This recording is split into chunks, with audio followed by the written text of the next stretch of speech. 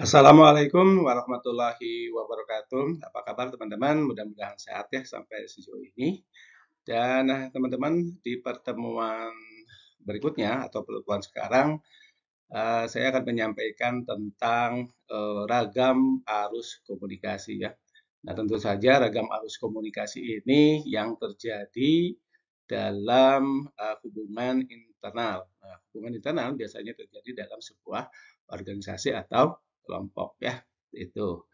Jadi ada beberapa ragam atau bentuk tentang arus komunikasi ini. Nah, nanti yang akan saya sampaikan itu adalah sekitar 6 ragam. Nah, sebetulnya banyak, tapi sesuai dengan waktu ya, nah, akan saya sampaikan hanya 6 saja. Baik, kita mulai dengan bentuk dari atau ragam arus komunikasi ini ya. Baik, kita lihat slide berikutnya.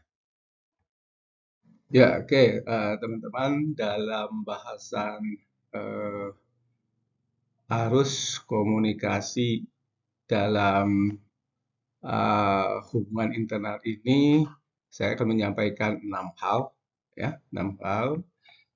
Yang pertama adalah ini ya, apa namanya, arus komunikasi ke bawah ini.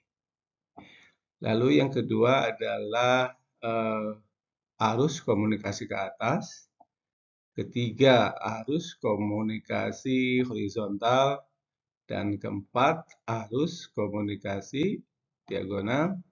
Dan yang kelima adalah arus komunikasi lintas saluran. Dan yang terakhir adalah arus komunikasi informal, informal, yaitu artinya bisa pribadi atau bisa selingan ya sifat. Nanti akan saya sampaikan karakteristik dan implementasi dari karakteristik setiap ini ya, setiap bentuk atau dimensi dari arus komunikasi tersebut kan gitu ya. Nanti karena ada perbedaan-perbedaan tersendiri antara arus komunikasi ke bawah, ke atas, horizontal, diagonal, lintas saluran dan yang lain-lainnya ya. Nah, untuk lebih lanjutnya kita lihat slide berikutnya ya. Mari kita lihat. Ya, baik teman-teman, kita akan menginjak kepada bahasan yang pertama, yaitu komunikasi arus ke bawah atau arus komunikasi ke bawah.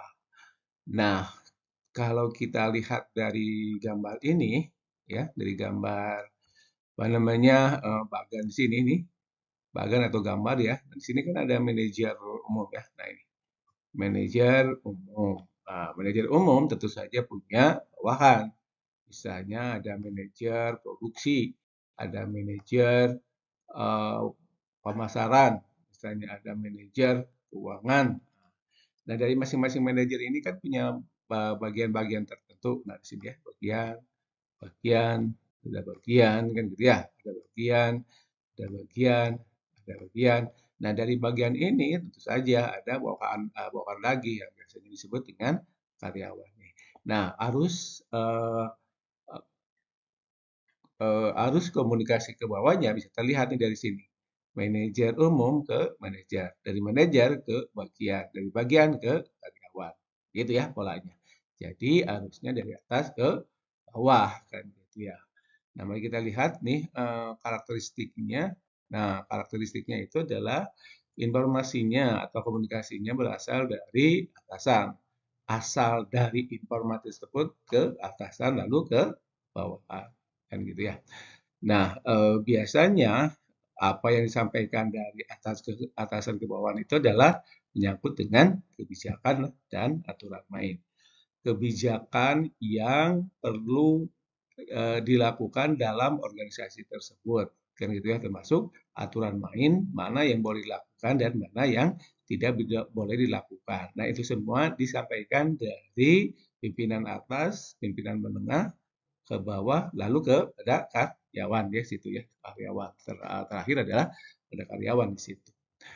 Nah, biasanya isinya adalah instruksi pekerjaan. Jadi atasan menyampaikan apa yang harus dilakukan, apa yang harus dikerjakan oleh si karyawan tersebut ya. Makanya dari situ implementasi dari karakteristik arus komunikasi ke bawah ini biasanya adalah menyangkut pada biaya informasi pekerjaan. Nah, semua informasi pekerjaan yang berada di lingkungan organisasi tersebut yang perlu diketahui oleh oleh karyawannya, maka itu akan disampaikan oleh atasan masing-masing kepada wartawan kepada karyawannya masing-masing kan gitu ya. Maaf, bukan wartawan, karyawan masing-masing. Lalu menyangkut juga laporan kerja kan gitu ya, laporan kerja Anda misalnya bahwa nih laporan kerjanya belum nih. Nanti informasi laporan kerjanya harus ini harus segera disampaikan. Nah, dari situ kan ada pasti penilaian kan. Nah, bawahan itu nanti akan menerima informasi atau komunikasi dari atasan bahwa pekerjaannya selama ini misalnya positif atau negatif. Itu semua nanti akan disampaikan dari atasan paling tinggi, lalu ke menengahnya, ke bawahnya, dan akhirnya pada ini ya, pada karya. Baik, teman-teman, itu tipe yang pertama ya. Baik, kita lihat di tipe yang kedua.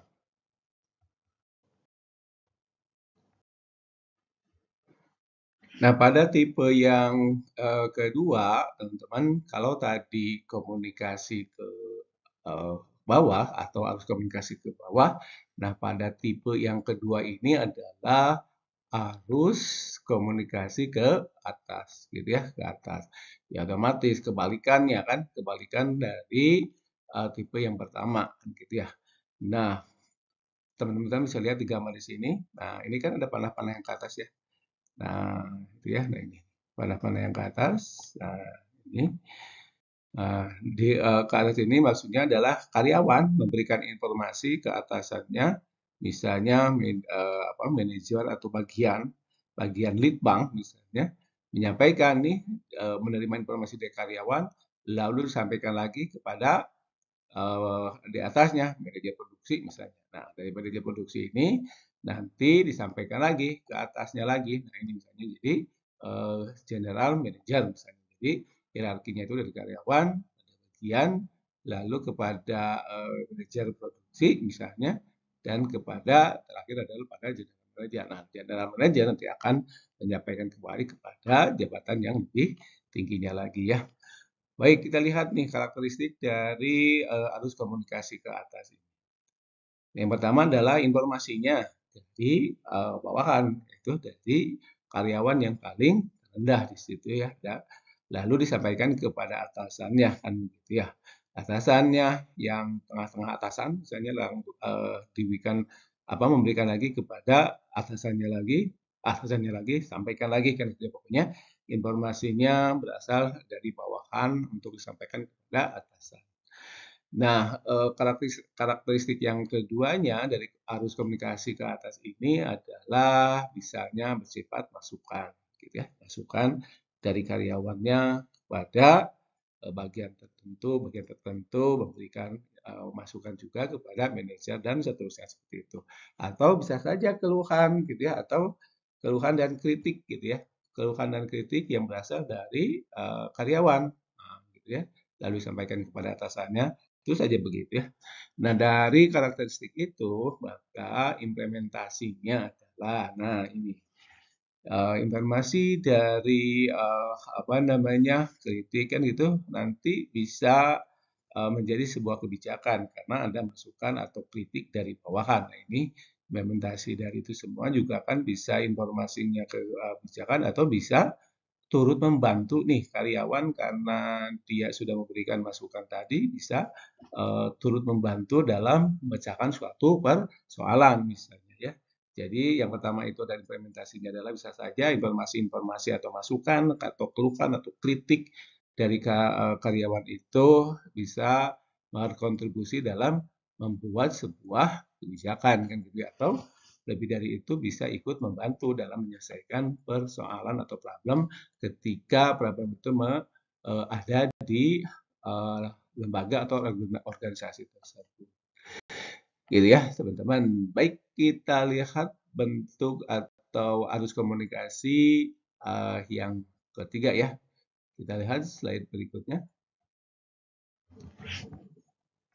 Nah, teman-teman, untuk arus komunikasi yang ketiga itu adalah komunikasi horizontal. Nah, ini horizontal ya, horizontal.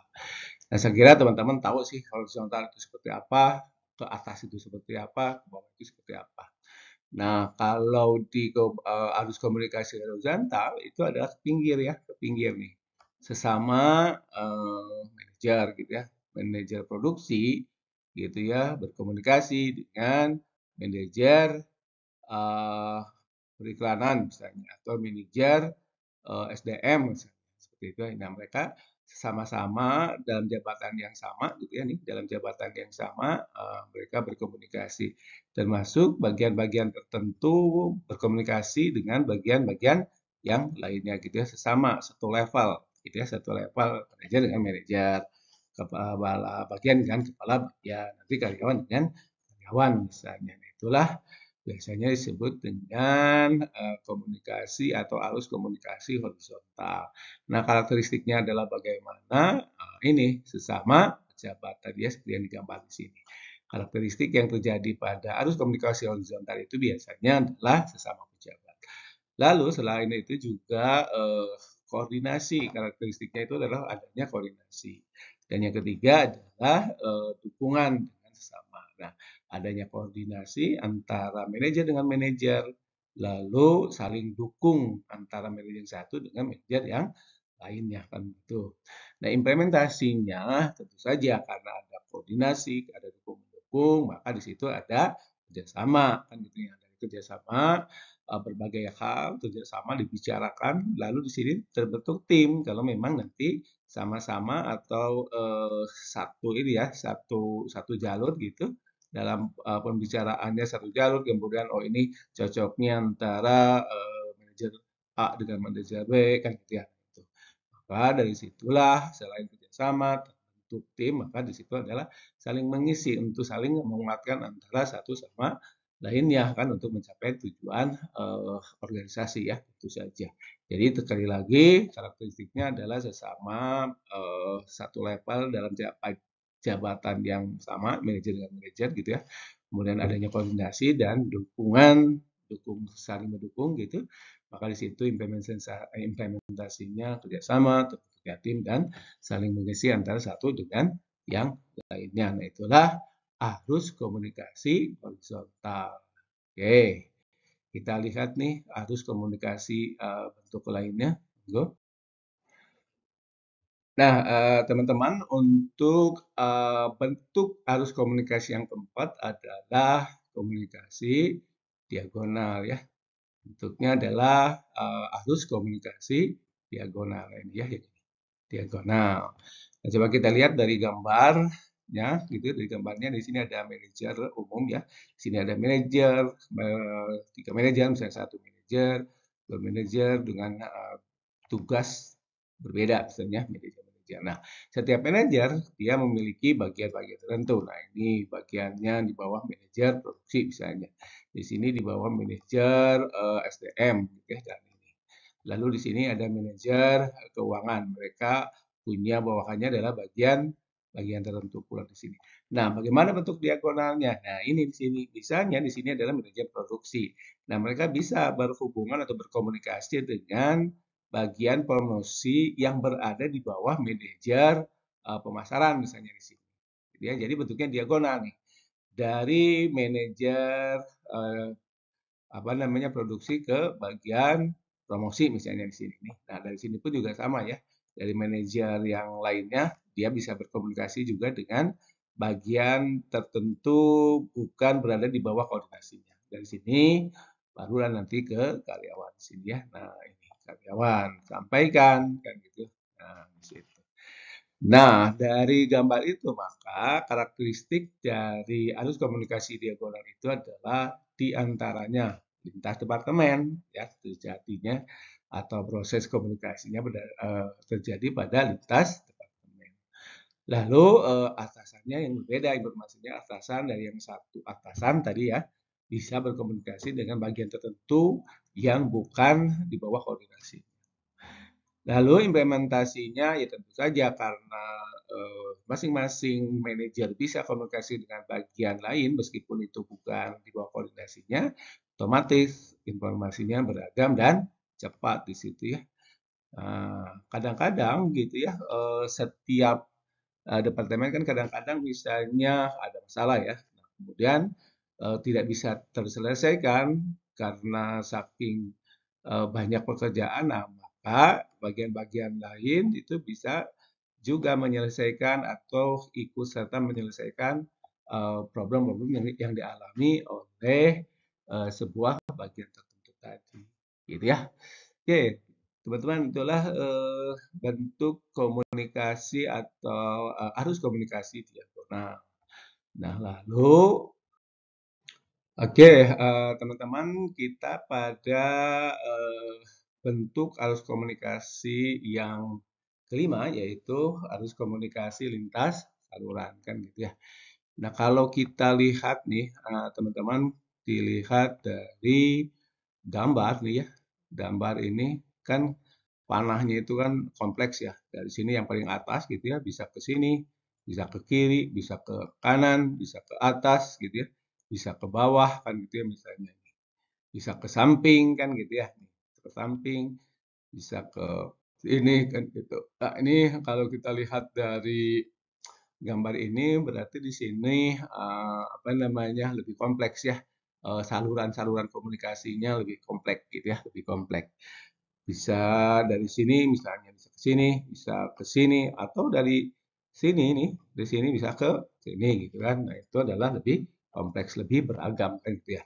Oleh karena itu karakteristik dari komunikasi eh, yang menggunakan lintas saluran, lintas lintas gitu ya, lintas saluran. Nah, berarti di sini tidak ada batas ya antara karyawan satu, manajer satu dengan yang lainnya. Gitu ya, sama-sama ya, sama-sama bisa berkomunikasi. Lalu yang kedua adalah sumbernya boleh siapa saja kan, tidak mesti harus dari atas ke bawah atau dari bawah ke atas, bisa siapa saja di situ. Nah, lalu karena biasa saja, kemudian tidak ada batas, maka otomatis karakteristik yang ketiga ini adalah informasinya beragam sekali gitu ya, ragam informasinya, banyak sekali informasinya. Nah, dari ragam informasinya ini, maka implementasi dari karakteristik komunikasi lintas saluran ini adalah bisa bersifat umum dan bisa bersifat khusus, kan gitu ya, bersifat khusus itu bisa saja informasinya bersifat positif, bisa buat atau kebalikannya negatif bagi siapa? Ya bagi semua karyawan di situ. Bagi departemen A mungkin itu adalah informasinya positif. Nah, itu berarti informasinya khusus kan, khusus untuk departemen A. Bagi departemen yang lain, itu juga kan apa namanya tergantung nanti isi dari informasi yang diterima oleh setiap bagian karyawan atau manajer general manager kan gitu itu tergantung informasi yang dimilikinya. Nah teman-teman dari bentuk kelima bentuk ini kan gitu ya kelima bentuk ini yang pertama tadi adalah dari bentuk arus komunikasi ke bawah lalu ke atas diagonal kan gitu ya kemudian lintas saluran pokoknya dari nomor 1 sampai 5 itu adalah sifatnya formal ya formal semua formal. Sehingga komunikasi apa bentuk-bentuknya karena memang formal berarti di situ adanya aturan main yang harus dilakukan di dalam sebuah organisasi tadi. Semua mengikat dari ungkapan-ungkapan yang disampaikan baik tertulis maupun secara lisan itu adalah mengikat dari pekerjaannya itu. Nah, berbeda dengan bentuk yang terakhir ini nih yang nanti akan saya sampaikan yaitu komunikasi atau arus komunikasi non formal ya. Baik, kita lihat ke slide berikutnya. Nah, teman di bentuk yang terakhir atau yang keenam itu adalah arus komunikasinya adalah non formal. Nah, kalau non formal artinya itu ya artinya apa ya namanya tidak mengikat pada satu orang karyawan atau atasannya kan gitu ya. Karena sifatnya juga non formal. Ini lebih cair biasanya ya, lebih cair karena tidak berkaitan dengan penugasan atau tanggung jawab kan tidak kan gitu ya. Maka di sini karakteristik dari apa namanya, komunikasi non formal ini, harus komunikasi non formal itu adalah pertama ya jelas tidak formal ya, tidak formal. Artinya ya mau mau ditanggapi ya mau enggak, tidak pun juga tidak apa-apa kan gitu ya. Nah, yang kedua adalah kepentingan pribadi. Karena tadi tidak mengikat kepada siapa-siapa, berarti ketika dia memberikan informasi itu adalah hanya untuk kepentingan personal saja kan, bukan kepentingan bagian per bagian atau bukan untuk kepentingan bawahan ke atasan tapi atau atasan ke bawah tidak ya. Ini hanya bersifat ini aja kepentingan pribadi saja. Maka di sini informasinya adalah bersifat diri, karena tidak menyangkut kepada siapa-siapa. Nah, implementasinya ini tentu saja ada yang bersifat hiburan saja di sini ya, hiburan. Ya ini mah informasinya misalnya ya tentang yang lucu-lucu gitu ya misalnya. Nah, makanya adalah untuk kepentingan hiburan saja kan gitu ya. Sehingga ya dia tidak mengikat siapapun kan dalam komunikasi arus atau arus komunikasi non formal ini. Nah, untuk isinya silakan mau percaya atau tidak kan gitu ya. Itu kan namanya juga hanya sebagai hiburan semata kan, tidak mengikat kepada siapapun. Oke, teman-teman. Nah, jadi saya sudah menyampaikan 6 ya, 6 arus komunikasi dalam kaitannya dengan hubungan internal dalam sebuah organisasi. Sebetulnya masih banyak sih ininya apa namanya bentuk-bentuk yang lainnya masih banyak gitu ya. Jadi nanti teman-teman bisa ini ya bisa menggali sendiri. Mungkin saja bisa ada 10, 12 ya tergantung ya nanti teman-teman bisa menggali sendiri ya. Ya, teman-teman, itulah materi kita kali ini. Semoga apa yang saya sampaikan tadi bisa memberikan pengayaan ya mengenai arus komunikasi dalam hubungan internal ini. Silakan teman-teman bisa mencari lebih dalam lagi ya. Dan saya ucapkan terima kasih. Kita tutup dengan bacaan hamdalah. Alhamdulillahirabbil alamin. Sampai ketemu lagi pada kesempatan dan waktu yang berbeda ya. Assalamualaikum warahmatullahi wabarakatuh.